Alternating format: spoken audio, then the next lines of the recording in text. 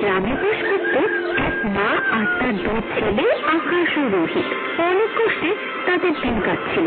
একদিন দুই ভাই বারান্দায় বসেছিল, মা ওখানে কাজ করছিল। এইভাবে আর কতদিন চলবে? ঘরের চাল শেষ হয়ে গেছে, মানুষের বাড়ি থেকে আর একটু ধার করে পারছি না।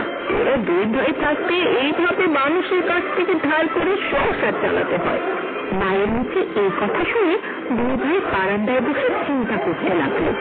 তুই বল, এখন কি করতে পারি? আচ্ছা দাদা, কি করা যায়?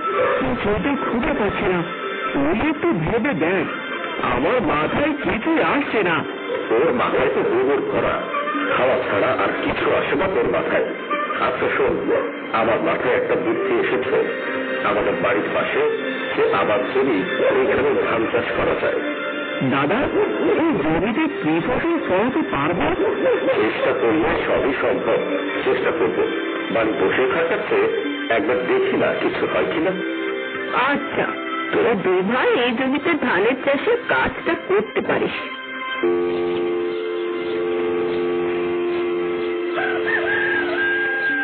তারা দুই ভাই মায়ের কথা শুনে পরের দিন সকালে জমির কাছে গেল। দাদা, ধান চাষ যখন করবো তাহলে জমি ভাগ করি। আলাদাভাবে চাষ করলে ভালো, যার ফসল সেই নেব। তুমি সেটা ভালো মনে করবে, তাই করবো। পরদিন দুই ভাই এনে জমি ভাগ করে জমিতে কোদাল চালাতে থাকে। দুপুর পর্যন্ত বেশ পরিশ্রম করে তারা জমি প্রস্তুত করলো। যাক, একটু কষ্ট হলেও জমিটা চাষ হয়ে গেল। এখন বীজ ফেলতে হবে। দাদা, চল তাহলে, আজ আর জমিতে থেকে লাভ নেই, বাজার থেকে বীজ নিয়ে আসি।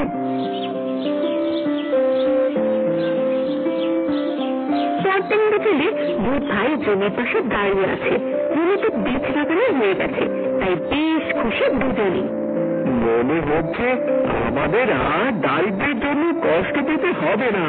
হ্যাঁ, এই ফসল থেকেই আমরা বেশ আরামে চলতে পারবো। এরপর কেটে যায় বেশ অনেকদিন। জমিতে এতদিনে ফসল ভরে গেছে। চল তো রোহিত, অনেকদিন জমির কাছে যাওয়া হয় না। আজ গিয়ে দেখি ফসলের কি অবস্থা। হ্যাঁ দাদা, ভালো কথা মনে করেছ। চলো গিয়ে দেখি জমির কি অবস্থা। দুই ভাই এবার জমির কাছে গেল। জমির কাছে গিয়ে দেখে বড় ভাইয়ের জমিতে ভালো ফসল ফলেছে, কিন্তু ছোট ভাইয়ের জমিতে ভালো ফসল হয়নি। তাই দেখে ছোট ভাইয়ের মন খারাপ হয়ে গেল। ইস, তোর জমির ফসল তো খুব বাজে হয়েছে। থাক, মন খারাপ করিস না। যাই, আমার আবার ফসল কাটতে হবে। আয়। না দাদা, তুমি যাও, আমি পরে যাব। আচ্ছা, মন খারাপ করিস না, আমি গেলাম। রোহিত জমির পাশে মুখ জমা করে বসেছিল আর একা একা বলছিল, খুব জ্ঞান দিয়ে গেল তাই না? তোমার জমিতে বেশি ফসল হয়েছে বলে খুব দেমাগ হয়েছে। দাও, এই দেমাগ আমি ভাঙবো। রোহিত যখন এই কথা ভাবছিল তখন হঠাৎ করে এক সাধু বাবা রোহিতের দিকে এগিয়ে আসে। জমির পাশে মন খারাপ করে বসে আছিস কেমন? এ কথা শুনে রোহিত চুপ করে থাকলো। তারপর সাধু বাবা ওর কাছে আসলো আর বলল, তোর কি হয়েছে? তুই মাঠের পাশে বসে আছিস কেন মুখ গোমলা করে? রোহিত সব ঘটনা সাধু বাবাকে খুলে বলল। শুনে সাধু বাবা একটু কষ্ট পেল আর সে রোহিতকে সান্ত্বনা দিয়ে বলল, আচ্ছা, এবার বুঝলাম তোর গোমরা মুখ করে বসে থাকার কারণ। আচ্ছা, তুই এখন কি চাস বল? সাধু বাবা, আমাকে এমন কিছু দিন যাতে ওর ধান নষ্ট হয়ে যায়। দিতে পারি, কিন্তু তাতে আমার কি লাভ হবে? আমি যে লাভ ছাড়া কোনো কাজ করি না। আপনার যত টাকা লাগে আমি দেব। আমার যতটুকু ফসল হয়েছে দরকার হলে সব দিয়ে দেব। তারপরে এই অপমানের বদলা নিতে চাই। ঠিক তখনই জমির পাশ দিয়ে আকাশের বন্ধু মানব যাচ্ছিল। তখনই সাধু বাবা আর রোহিতকে দেখে তার মনে সন্দেহ হলো। মানব মনে মনে চিন্তা করলো ওদের কথা আড়ালে বসে শুনতে হবে। মানব ওদের কাছে গেল আর একটা গাছের আড়ালে বসে সব শুনতে শুরু করলো। আচ্ছা সাধু বাবা, তাহলে ওই ওষুধ আমাকে দিন, যে ওষুধ দিয়ে ও সব ধান নষ্ট করে দিতে পারবো। আচ্ছা, এই নাও, তবে আমার কথাটা মনে থাকে যেন। রোহিত সাধু বাবার থেকে ওষুধ নিয়ে ফসলের জমিতে ছিটিয়ে দিল, আর সাথে সাথে ফসল নষ্ট হয়ে যেতে শুরু করলো। আর দেরি না করে রোহিত বাড়ি চলে গেল। বিকেলে আকাশ রোহিতকে বলল, চল রোহিত, জমির কাছে যাই, ধান কাটতে হবে। না, আমি যাব না, তুমি যাও। আচ্ছা, বুঝতে পেরেছি, মন খারাপ তাই না? আচ্ছা, তোর যেতে হবে না, আমি একাই যাচ্ছি। এই বলে আকাশ একটা কাস্তে নিয়ে জমির কাছে গেল, আর গিয়ে দেখে সব ফসল নষ্ট হয়ে গেছে। এই ঘটনা দেখে আকাশ অনেক ভেঙে পড়ল, কান্না পেতে শুরু করে দিল। তখন তার বন্ধু মানুষ পাশ দিয়ে যাচ্ছিল। আকাশকে কাঁদতে দেখে সে আকাশের কাছে সব খুলে বলল। আকাশ তখন চিন্তা করলো, দেওয়া পড়লে চলবে না, আবার মাঠে চাষ করতে হবে, ফসল ফলাতে হবে। এই চিন্তা করে আকাশ বাড়ি চলে গেল। আমার সর্বনাশ হয়ে গেছে, সব শেষ হয়ে গেছে আমার। কি হয়েছে দাদা তোমার? আমার জমির সব ফসল পুরো শেষ হয়ে গেছে। আমার জমিতে এত ভালো ফসল ছিল, কিন্তু কেন নষ্ট হয়ে গেল বুঝতে পারলাম না। আমাদের কারো জমির ফসলই ফললো না, তোমার জমির ফসল ফলে নষ্ট হয়ে গেল।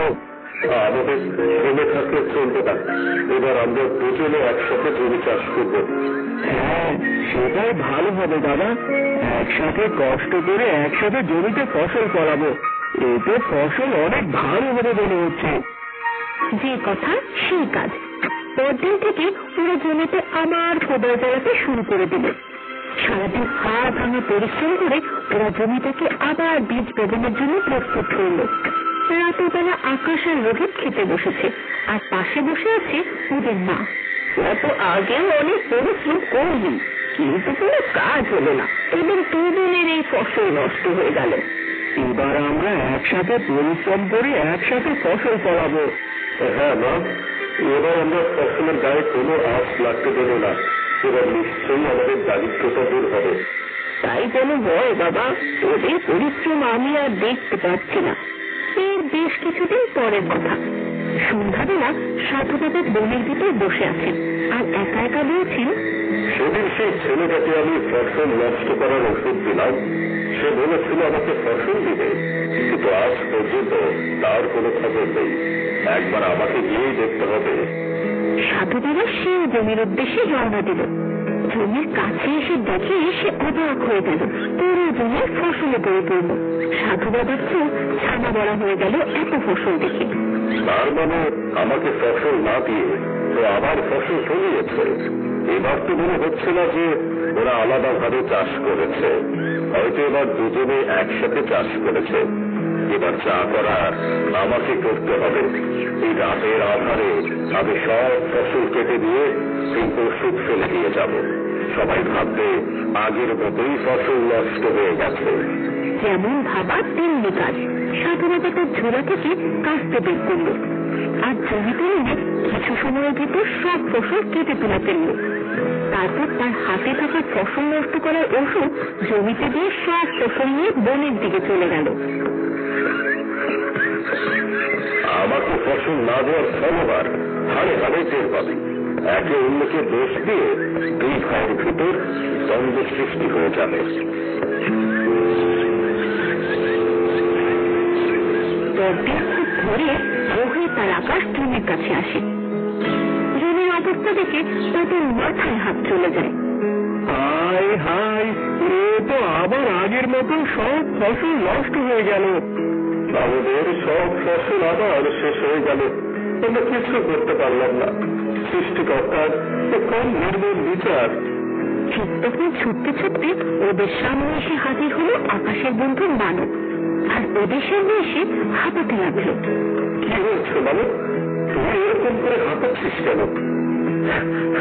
সর্বনাশ হয়ে গেছে, ওই দুষ্ট সাধু বাবা ওদের সর্বনাশ করে ফেলেছে। কি বলছো মানব দাদা? ওই সাধু বাবা কি করেছে? ওই সাধু বাবা তোমাদের সব ফসল কেটে নিয়ে বনের ভিতর জমা করেছে। আমি বনের পাশ দিয়ে হেঁটে আসছিলাম, তখন দেখি সাধু বাবা সব ফসল নিয়ে পালানোর মতলব করছে। এত বড় সাহস ওই সাধু বাবার! চলো এখনই গিয়ে ওই চোর সাধু বাবাকে ধরি। ওরা তিনজনে ছুটতে ছুটতে বনের ভিতরে এসে উপস্থিত হলো। সাধু বাবা তখনও পালাতে পারেনি। ওদের তিনজনকে দেখে বেশ ভয় পেয়ে যায় সাধু বাবা। মেরে গেল এই দুষ্ট সাধুকে, ওকে নিয়ে এখনই আমরা মোড়লের কাছে যাবো নালিশ দিতে। হ্যাঁ, এর শাস্তি মোড়ল সাহেব দিবেন। চলো সবাই। এই ভণ্ড সাধু বাবা যে অপরাধ করেছে তার জন্য কোনো ক্ষমা নেই, ওকে শাস্তি পেতেই হবে। হ্যাঁ মোড়ল সাহেব, ও আমাদের সব ফসল নষ্ট করে দিয়েছে, আর সব ফসল নিয়ে পালনের মতলব করছিল। ওর মাথা ন্যাড়া করে মাথায় ঘুষ গেলে গাধার পিঠে চড়িয়ে এই গ্রাম ছাড়া করতে হবে। এটাই হলো ওর উপযুক্ত শাস্তি। মোড়ল সাহেব, আরো একজন শাস্তি পাবে। কি বলছো? আর কি আবার শাস্তি পাবে? এই সাধু বাবাকে তো প্রশ্রয় দিয়েছে, তাকেও শাস্তি দিতে হবে। এই রোহিত প্রথমে সাধু বাবার কাছ থেকে ফসল নষ্ট করার ওষুধ নিয়ে আকাশের সব ফসল নষ্ট করে দেয়।